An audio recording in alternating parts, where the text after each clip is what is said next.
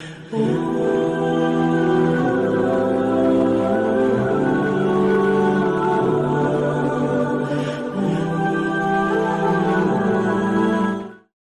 کچھ دن پہلے ایک جگہ تعزیت اور ڈرتا گیا تعزیت کرنے.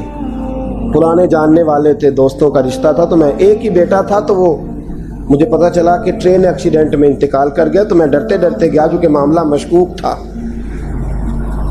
اور جب میں تعزیت کے لیے اندر پہنچا تو ہمارے جو انکل تھے، جن کا میرے دوست تھے، وہ ان کے کچھ عزیز کہنے لگا کہ حضرت جی آپ کے ساتھ والے باہر جا سکتے ہیں؟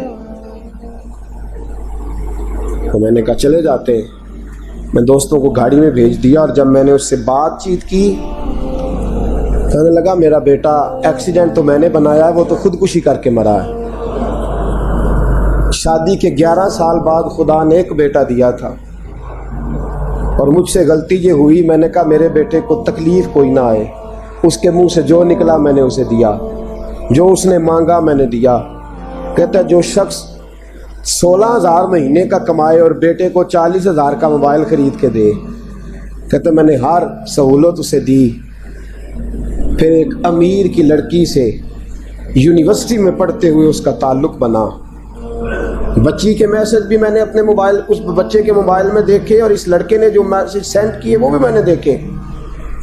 پھر میں گھر پہنچ گیا، میں نے بیٹے سے منتیں کی کہ بیٹا وہ ہمیں رشتہ نہیں دیں گے، ہماری برادری بھی چھوٹی ہے اور ہمارے جیب میں پیسے بھی کوئی نہیں. پھر میں ان کے گھر گیا، بیٹا نہ مانا، اور میں نے اس شخص کو بلا کے کہا تیری بیٹی کے میسیج ہے، خدا را خیال کر، اور تیرے تو 7 بچے ہیں، میری گود میں تو ایک ہی پھول کھلا ہے، میں کدھر جاؤں، خیال کر. اس نے کہا دوبارہ تو نے نام لیا تو ایسے کیس میں باپ بیٹے کو پھنساؤں گا کہ ساری زندگی نکل نہیں سکو گے. کہا میں نے بیٹے سے کہا کہ بیٹا میں نے پگڑی تک رکھی ہے پر مجھے رشتہ نہیں ملا، تو باز آ جا. کہنے لگا 3 راتیں میرا بیٹا سویا نہیں، اور مجھے کہنے لگا حضرت جی وہ 4تھی رات سویا ہے تو دوبارہ اٹھا نہیں. مجھے کہنے لگا مجھے اجازت دو کہ میں اس بیٹی کو بھی قتل کر دوں اور اس کا باپ بھی قتل کر دوں، میرا تو گھر اجڑ گیا نا. وہ کہنے لگا میں کبھی کبھی دوستوں کے پاس جا کے رات گزار لیتا ہوں اور میں اپنے دل کو سکون دے لیتا ہوں، لیکن اس کی ماں اس کے جوتے سینے سے لگائے پھرتی ہے، اس کی اماں اس کے پرانے کپڑے لے کے سینے سے لگائے پھرتی ہے. کہنے لگا حضرت جی کوئی کوشش کرو، کوئی دعا کرو کہ اللہ مہربانیاں کرے. میں کہہ تو نہیں سکا ان سے، لیکن میرے دل میں خیال آیا کہ کس نے کہا تھا کہ بچہ یونیورسٹی میں کو ایجوکیشن میں داخل کراؤ، کس نے کہا تھا کہ اس کے ہاتھ میں آگ کا انگارہ دو. میرے دوست آپ تیز آگ جلا کے اس کے قریب مکھن رکھو، اور پھر مکھن سے کہو کہ ڈلنا نہ، پھر مکھن سے کہو کہ پگھلنا نہ. بھئی تیز آگ قریب جلا دی اور تو کہتا ہے پگھلنا، یہ کیسا ممکن ہے؟ ہو سکتا ہے؟ بولیے نا، ہو سکتا ہے؟ لڑکا اور لڑکی کٹھے کالج میں پڑھیں، ایک کمرے میں رہیں، ایک چھت کے نیچے رہیں، ایک دوسرے کو دیکھیں، نام جانیں، فون نمبر پاس ہو، اور پھر کہنا کہ تم عشق کا چکر نہ لڑانا، کیسے ممکن ہے؟ اور بڑے سیانے بندے کہتے ہیں حضرت صاحب اعتماد ہونا چاہیے اولاد پہ. میرے نبی پاک کو اپنی بیویوں پہ اعتماد نہیں؟ عبداللہ ابن مکتوم نابینے سے ابھی آئے ہیں تو حضور نے فرمایا پردہ کر لو. حضور کو اعتماد نہیں؟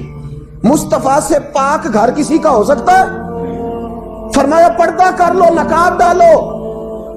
سونے وہ تو نابینا ہے، فرمایا تمہیں تو نظر آتا ہے نا، ڈالو نقاب. یہ اعتماد ہونا چاہیے. یہ کیسا اعتماد ہے کہ تو تیز آگ جلائے اور مکھن قریب رکھ کے اعتماد کر؟ یہ کیسا اعتماد ہے؟ ایک حدیث سنانے لگا، زندگی بھر بھولنا نہ، دل کی تختی پہ لکھنا. یہ روایت توجہ ہے آپ کی؟ جاگ رہے ہیں؟ بار والوں کو میری بات کی سمجھ آ رہی ہے؟ حدیث سنانے لگا ہوں، ابن حجر اسقلانی حدیث لائے ہیں، رسول پاک صلی اللہ علیہ وسلم نے فرمایا جہاں مرد اور عورت اکیلے ہوں وہاں تیسرا شیطان ہوتا ہے. یہ تو پہلے بھی سنے ہوں گے نا اتنے لفظ. اس سے آگے ہیں ابن حجر حدیث کے لفظ لائے. یا رسول اللہ صلی اللہ تعالی علیہ وسلم مرد اور عورت اکیلے ہوں تو تیسرا شیطان ہوتا ہے؟ حضور نے فرمایا ہاں. عرض کی حضور اگرچہ وہ نیک ہو. جاگ رہے ہیں نا آپ لوگ.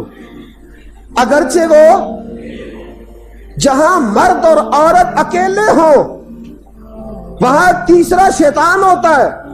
حضور اگر وہ نیک ہوں لکھ لو دل کی تختی پر. میرے رسول نے فرمایا اگر عیسیٰ کی ماں مریم بھی ہو اور زکریا کا بیٹا یحییٰ بھی ہو تو میں ان دونوں کو بھی اکیلا بیٹھنے کی اجازت نہیں دے سکتا. فرمایا عیسیٰ کی ماں مریم جو رہی مسجد میں پلی مسجد میں جس کی پاکیزگی کا اعلان قرآن کر رہا ہے, عیسیٰ کی ماں مریم. اور فرمایا یحییٰ صرف نبی نہیں نبی کے بیٹے بھی ہیں.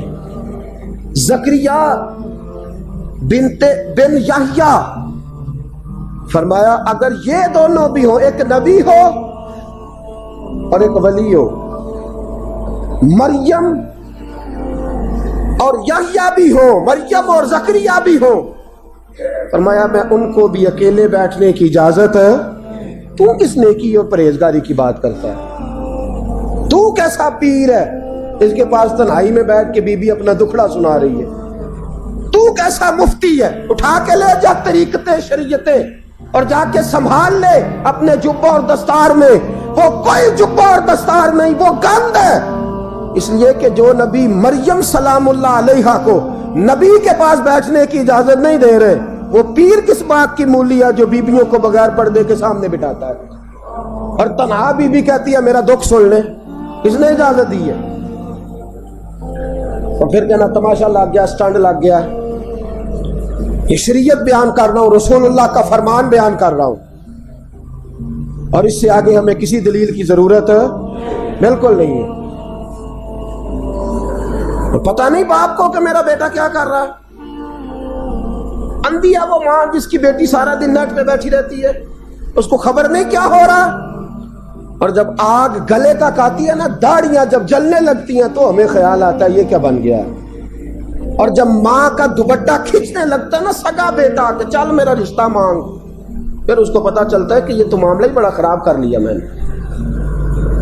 میرے دوست, جوانی زیادہ پیسے کمانے کا نام نہیں.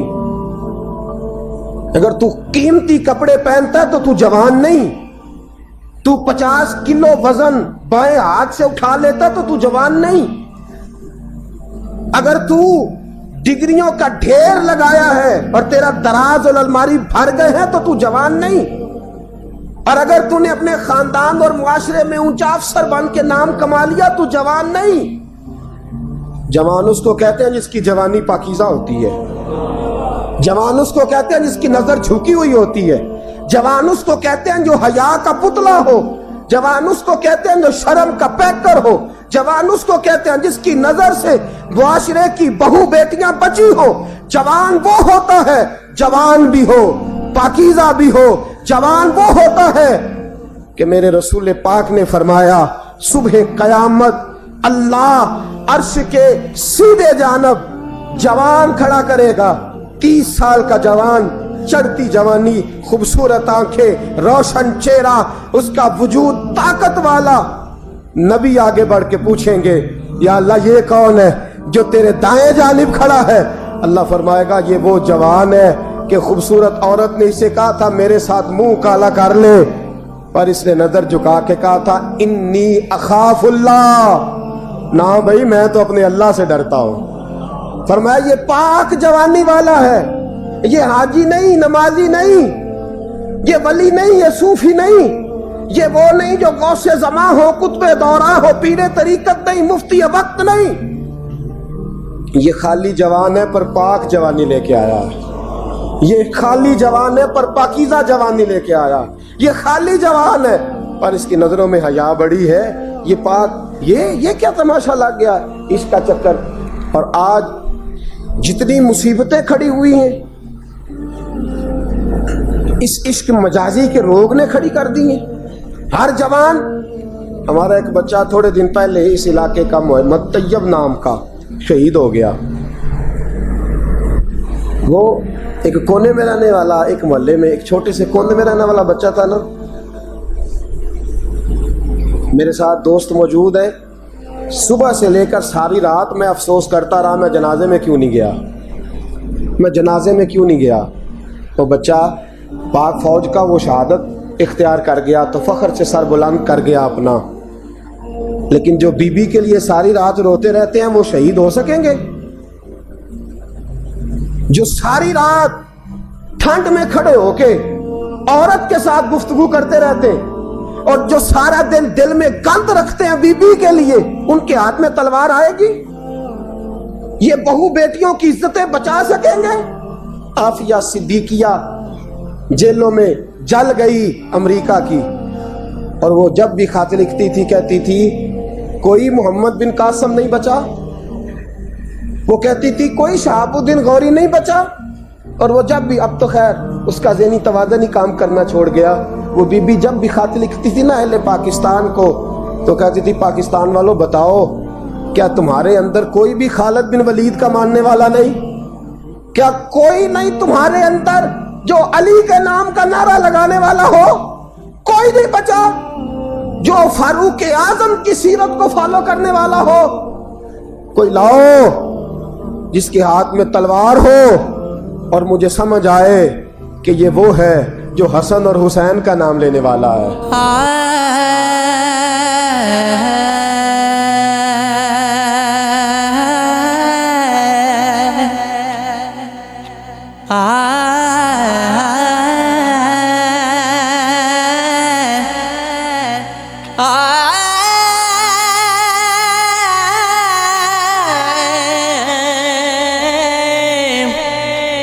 جہاں میں سبق عشق دا پڑھیا، مسجد کولوں جوڑا ڈریا، جہاں میں سبق عشق دا پڑھیا،